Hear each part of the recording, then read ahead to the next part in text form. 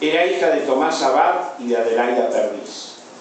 Esa unión dio 5 hijos: Roberto Marón, Raquel María, Nilda Marta, Fernando Abel y Carlos Tomás. Arcadia o Arcadia, que se escribía con C o con K, perdón, ninguna similitud con la imbecilidad contemporánea. Arcadia o Arcadia, región montañosa de la Grecia antigua, en la parte central del Peloponeso, habitada por los arcadios o árcades, pueblo de pastores, y que las ficciones de los poetas convirtieron en la mansión de la inocencia y la felicidad. Pausanias dice que el nombre de Arcadia procede de Arcas, hijo de Calixto.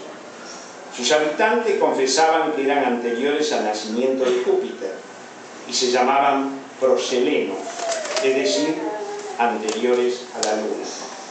Eran agricultores, amaban el baile y la música. Gracias.